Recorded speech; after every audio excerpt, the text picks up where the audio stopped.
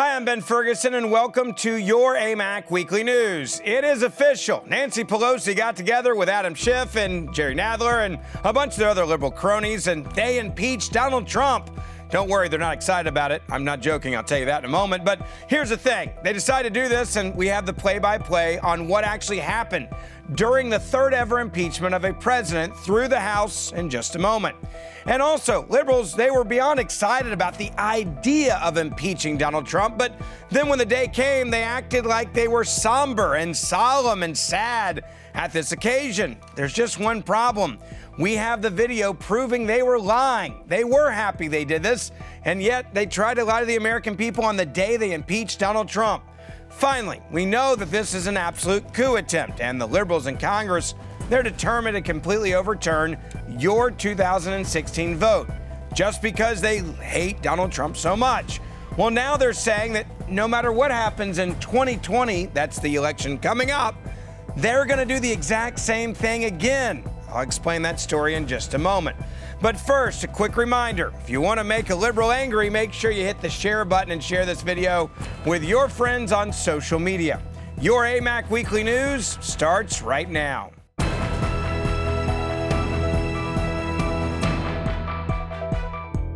The impeachment we witnessed this week was nothing more than a coup. There's really no other word that would be properly used to describe it other than a coup. We have watched liberals across our country, and especially in Congress, work each and every day since President Trump was elected to get him out of office, or basically using whatever reason they can to try to kick him out. That is why I'm going to say it again. This was nothing more than a coup attempt. Now, Nancy Pelosi even admitted it just last week. She literally admitted that they have been trying to impeach President Trump for years. Take a look. One of the biggest criticisms of the process has been the speed at which the House Democrats are moving. If this is, but seriously though, seriously. It's been going on for 22 months, okay? 2.5 years, actually. There has been some criticism, though, I will say, about whether or not you should move forward before the end of the year or wait for the courts. Why do you think now is the time to move? Well, I think we're not moving with speed. This, was it 2.5 years ago that they initiated the Mueller investigation? It is not about speed, it's about urgency. Do you know what that means? 3 years ago, the president was new to the office. 3 years ago, the president had not had the supposedly damning phone call with Ukraine. 3 years ago, the president was no more worthy of impeachment than he is today. Yet Pelosi was already determined to remove him from office just because she didn't like him and she lost an election. GOP Representative Doug Collins made one of the strongest cases against this coup that we have seen so far. I want you to see part of what he had to say that resulted in a standing ovation. It aired on Fox News right before they took the vote to impeach Donald Trump. Chairman Schiff and the others have broken House Resolution 660 by not turning over the things that they should be turning over. I still have not got a transcript. We still don't know what we got, and the White House still has not got their stuff. I guess minority hearing rule days don't matter either. You see, there is a problem here because we're going to vote this tonight while breaking the rules. What a shameful incident.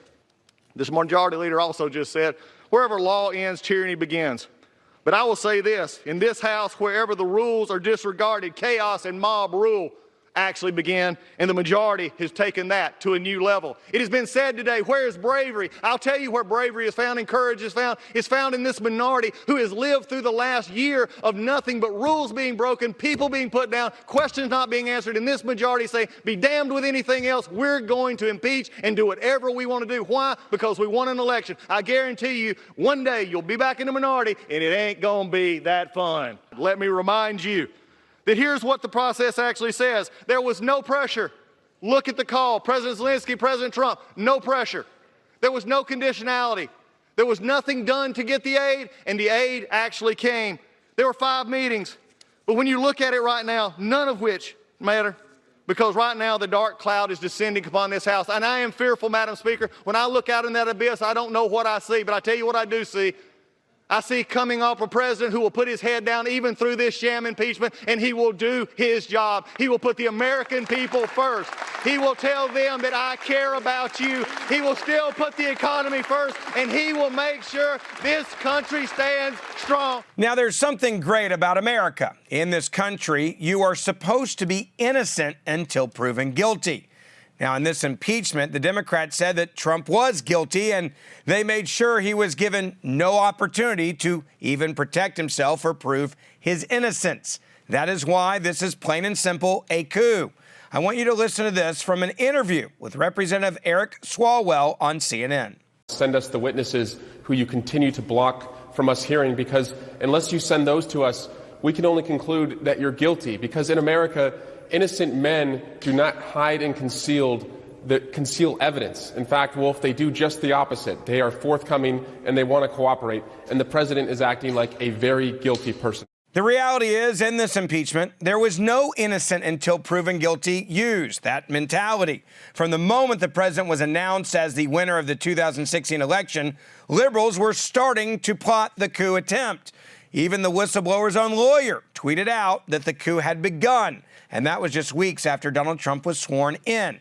Now, this coup was meant to destroy your voice, your vote, and our democracy. That's why it's very clear that it's time for you and I to get together and start to fight back as this impeachment inquiry moves to the Senate. So for your entertainment, I had to put this montage together for you. It's literally probably the biggest lie of the entire impeachment process. It's where Democrats got together in Congress to act like they're devastated, saddened, their hearts hurt that they are actually doing what they've been wanting to do for the last 3 years. Impeach Donald Trump. You don't believe me? Oh, take a look at this incredible montage of all these sad and solemn and upset Democrats who are getting their Christmas wish, which is to overthrow a government. Take a look. We gather today under the dome of this temple of democracy to exercise one of the most solemn powers that this body can take. It's with solemn purpose today that I vote to impeach. Madam Speaker, it is with a solemn sense of duty that I rise. Madam Speaker, as we take this solemn, necessary step of impeaching President Trump, I rise on this solemn occasion. Impeaching a president is one of the most solemn and consequential. I cast this solemn vote for the many individuals in my district. Members of Congress swear a solemn oath to protect and defend the Constitution against all enemies, foreign and domestic, and today we fulfill our oath. Madam Speaker, I rise with a heavy heart to support this resolution. I rise today with a heavy heart.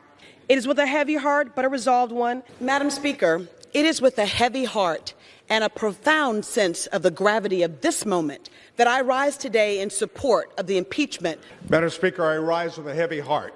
The two most difficult votes any member of Congress ever has to cast to vote to go to war are to impeach. Today, as Speaker of the House, I solemnly and sadly open the debate. This is a very sad day, and I do not take impeachment lightly. I am saddened, but I'm not shocked. It's with profound sadness that I stand here today. It is a sad day in America. Today, sadly, we are voting to impeach President Donald John Trump. Yes, I am saddened, but I'm not shocked. So let me just translate for you what you just witnessed. You witnessed a bunch of words that were sent out probably on a piece of paper or in an email to members of the Democratic Party from Nancy Pelosi saying, use all of these words over and over again so that the media will pick up on it and realize that we're not excited about impeaching Donald Trump.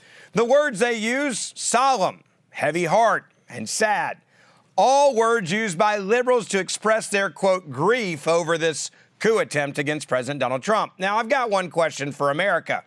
Does anyone actually believe any of this? I mean, seriously, everyone knows that you're not sad. You've been wanting to do this against Donald Trump for the last 3 years. And even people on TV, late night comics, were making fun of just how ridiculous the Democrats look trying to pull this off. Take a look at Trevor Noah on Comedy Central. It feels like Democrats are acting sad, but then deep down, they're actually happy about this. No, Trevor, you're reading this all wrong, okay? The mood here, it's downright depressing. Yeah, Nancy, today sucked, huh? Hey, save me one of those Jaeger bombs, girl. Oh, come on, Costa. Party hats and Jaeger bombs, clearly for Democrats. This is a party. That's right. Even the most liberal late-night TV show hosts were calling BS for Democrats claiming that they were saddened for impeaching Donald Trump. They knew it was baloney. Now, if you're still not convinced, you can watch their reaction to the first article of impeachment that was voted on and passed. Angry Grandma Nancy Pelosi had to scold them, give them the eyes for cheering at the fact they'd impeached Donald Trump on the first article. Take a look. On this vote, the yeas are 230, the nays are 197, present is 1. Article 1 is adopted. The question is on adoption of Article 2. Did you see Nancy Pelosi's facial expression there? I'll give her credit. That's probably the most I've seen her face actually move in more than a decade. What was she doing? She was scolding Democrats for acting like school children. And those school children, members of Congress, were joking around like this was the best day of their political lives. Now, what's even more hilarious is after Nancy Pelosi gave them the eyes, she had to do it all over again when they actually passed the second article of impeachment. Take a look. On this vote, the yeas are 229, the nays are 198, present is 1. Article 2 is adopted. So just let me recap this for you. This is how sad Democrats were that they were overriding and overthrowing your vote in the 2016 election. Let's be honest. They are thrilled that they impeached Donald Trump. This is their coup, and now they must own it. Now, look, Nancy Pelosi is really smart. She understands that they just made a massive mistake, that they tried to cancel out the vote of more than 60 million Americans. Yet, the extreme left does not care what she tells them or how she looks at them. They wanted to delete your vote in a free and fair election, and that is why they are overriding democracy. Yes, I know Christmas is coming, and the left is really hoping that you and I will forget that they just tried to cancel out all of our votes in the last election. The bottom line is it's time to raise our voices, and that is what AMAC is here to help you do. We will be fighting back hard in the weeks and months to come. We'll be organizing like never before. This is the time to make sure that Donald Trump gets elected again in 2020 by an even larger margin than he won in 2016. So what is the takeaway from what the House just did trying to overthrow the election in 2016? Well, first off, we have to understand this was a coup. In fact, President Donald Trump actually held a rally for his re-election during the impeachment vote, where he flat out said that he is the first president to be impeached without an actual crime. Take a look at this from the Trump campaign rally. This is the first impeachment where there's no crime. I say, tell me what I did, please. Well, we don't know. You violated the Constitution. You had Turley, who's smart, Alan Dershowitz, these guys, all of them. They say there's no crime. There's no crime, right? There's no crime. I'm the first person to ever get impeached and there's no crime. Donald Trump knows that this is a coup. We, the voters, know this is a coup. And Minority Leader Kevin McCarthy called out Nancy Pelosi specifically for not even following the rules that she laid out for herself for undoing a national election. Now, Kevin McCarthy was right when he called what she just did, quote, an impeachment to appease the new Democrat socialist base. Take a look. Perhaps you could have followed Speaker Pelosi's standard, at least the one she promised to follow back in March. It was a very sensible standard. She says impeachment is so divisive that the evidence must be overwhelming, compelling, and bipartisan. Not one of those criteria have been met today. Is this why we came here to serve? To trample on due process rights? To issue more subpoenas than laws? To appease the new Democrat socialist base?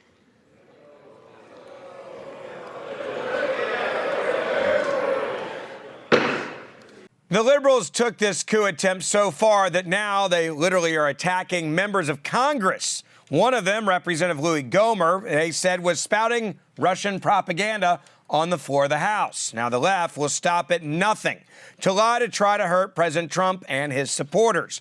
Now, thank goodness that this attack on the floor of the House during the impeachment debate was the last straw for Louis Gohmert. Watch what happened on the floor from CNN. This is an outrage. I yield back. Gentleman from New York. Mr. Speaker, I am deeply concerned that any member of the House would spout Russian propaganda on the floor of the House. I now yield 1 minute to the gentleman from New York, Mr. Higgins. The gentleman from New York is recognized for... The House will come to order. The gentleman from New York is recognized for 1 minute. Thank you. The House will come to order. The House will come to order. This is the playbook of the left. Keep yelling that everyone who supports Donald Trump is a spy or a traitor or an evil anti-American individual who supports the Russians. This is all they have to attack us with. Lies, lies, and more lies. The Democrats kept saying from the floor of the House during the debate that Trump was bribing the Ukrainian government. Well, if this is true, then why didn't they actually charge the president with bribery? You didn't because you know it's a lie, yet you kept saying it over and over again, hoping the American people will somehow believe it. Now, this is a coup, and as much as liberals want to shake the president, they just can't. He is literally leading against all top Democratic candidates now in the polls. Just take a look at this USA Today Suffolk University poll taken right before impeachment. The results are very clear. Joe Biden against Donald Trump loses. Bernie Sanders only gets 39% support, and Trump is at 44%. Elizabeth Warren, 37%, Donald Trump, 45%. And Michael Bloomberg at 34%, and Donald Trump all the way up at 43%. Even Mayor Pete only gets 33% support compared to Donald Trump at 43%. So the takeaway is this. Donald Trump has literally faced everything that liberals can throw his direction, and still he comes out stronger on the other side. This is our president, and we need to stand behind him as he heads into the Senate trial. We here at AMAC will keep you up to date on everything that takes place in D.C. That's it for this edition of your AMAC Weekly News. Now be sure to hit the share button right now on Facebook and Twitter. Also, a quick reminder, if you haven't joined or renewed your AMAC membership, do it right now so you can continue to receive this show and access to our incredible member benefits. You also get the AMAC magazine as well. I'm Ben Ferguson, and I'll see you back here next week for our next episode.